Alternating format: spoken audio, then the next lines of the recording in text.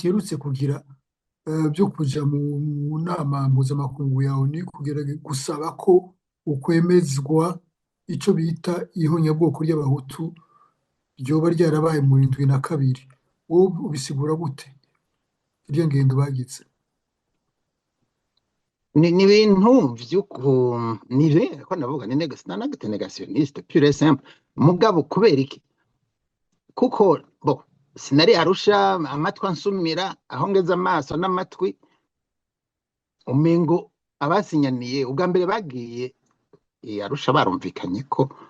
bagiye kumvikana double genocide. Usomye igitabo ca Ayero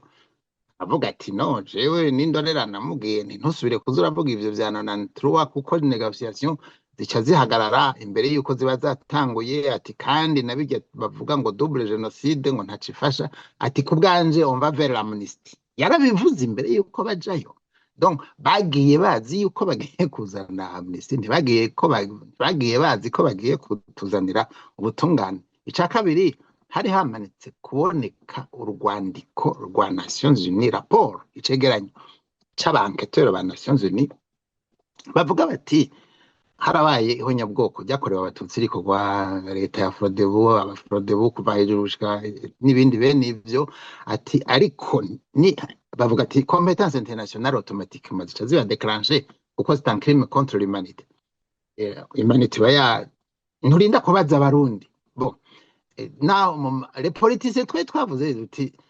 twewe turumvikanye muri convention de gouvernement yuko habaye bijya byawe 1993 tubyisi ihonyabwoko sous réserve des conclusions des enquêteurs des Nations Unies. Ni kujye rapport yaje à la suite y'iyo déclaration y'iyo engagement ya convention de gouvernement. Les enquêteurs sont venus abubu rero commission vérité et réconciliation. Est-ce qu'il a fait uburenganzira bwo gusubiramwo iyo aho Burundi bwari bugeze? Abisubiramo kubera ntibisubiramwo irasubira igacokoza ikazana ibindi bintu bitumvikana nyene byari byasabwe n'abajya bagiye guhakana ivyo raporo ya mbere yari yagize. Icyo ni cyambere. Icya kabiri nibaza ko amatwa nsumira ntibari bumvikanye ko severe ifise uburenganzira kandi ntabwo ifise bwo kuvuga ati harabaye ihonyabwoko canke guverinoma ifise uburenganzira, umuntu wese arafise uburenganzira bwo kuvuga ati harabaye ihonyabwoko.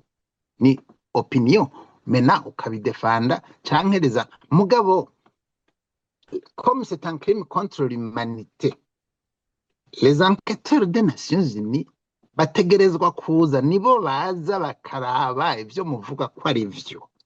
Sinzi rero ko leta iri kwirasaba ko les enquêteurs des Nations Unies baza alors que baramaze kuza bavuga bati kuri ibi vya 72 bavuga bati nimwa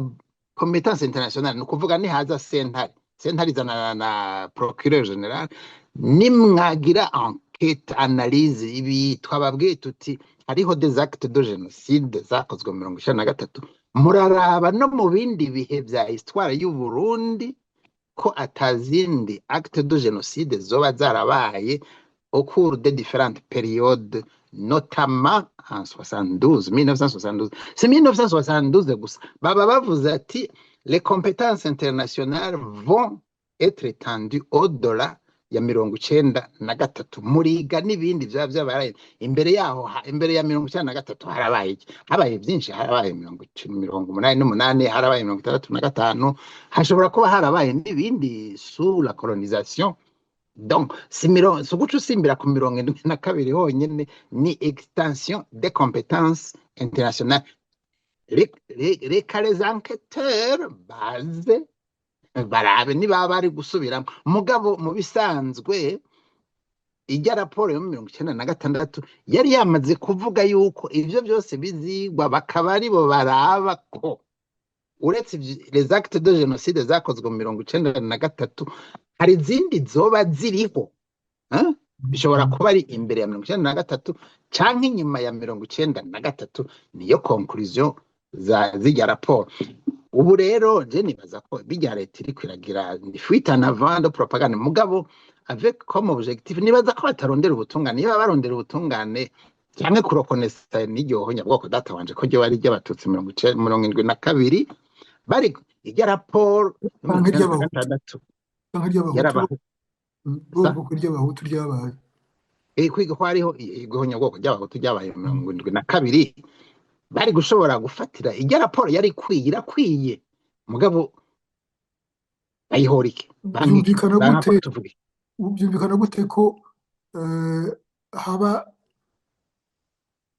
banka ko haza umurwi uza gutohoza banka irya kompetansi ya tribunal yo hanze bonyine akaba aribo babyanka uno munsi bagasubira bakagenda gusaba ko bemeza ico babona ko arico cabaye kubera n'ibintu ku bwanje n'ibintu byumvikana cyane banka ko la verite éclate ko mu Burundi nta genocide hariho ideologie imwe irondera abatutsi mugabo hariho de victime bandi baba abatari abatutsi ibyo rero ntibashaka ko bivugwa pour différentes raisons nuko abari ku butegetsi ni inshuti z'akadasohoka n'abari nabuzukuru dufate ko ndavyorosha ni inshuti z'akadasohoka nabuzukuru ba ubu ntawemena igihute rero donc ubaje ni nka kurya uvuga uti ko mu mirongo muri 2000 je crois basinye amasezerano y'Irusaka bakavuga bati hariho des organisations nka FDD n'izindi basangiye ideologie zidashobora kwemerwa muri aka karere zidashobora kurongerwa amnesty abakuru zirafutwa abakuru bazo bakaja imbere ya sentare ubu FDD niyo yiciga kiza mu Burundi donc forcément ça invalide les accords de Lusaka n'abandi bashaka kwinvalida ijya raporo yo mu 93 kuko mibambi 96 kujyaho 93 abari ku butegetsi barafatwa none rigiteka ntiyamaze kwemeza ko yarabitangaje kandi nivyo hari benshi banabivuze bandi atari rigiteka gusa baravuze bati twumvikane CNDD igizwe na les anciens administratifs bo muri Frodebu bakoze ihonyabwoko 93 Human Rights Watch yavuze ati aho gusinya bijya bintu byarusha bizovamwo severe ni mugurure deuxième chambre muri tribunal penal international mujuje les crimes zo mu Burundi ni zimwe zakozwe na bamwe barakorana Amnesty ivuga ati do grâce ntimutange impunité Amnesty mu Burundi donc iyo turiko turavuga ngo abanyamahanga ngo ntibadufasha nitwe tutumva nitwe tudashaka alors igituma abo bavuga genocide y'abahutu 72 badashaka ko effectivement haba enquête ba verifier barabe n'ivyaba ari byo simo nico baba batinya n'ukuri ivyo rero jewe mfise interpretation yiwanje mugabo barabivuga ntibashaka ko biya byo 93 bivugwa ntibashaka nuko 72 ivugwa uko yabaye nuko je nibaza ko nta yindi nyisho notora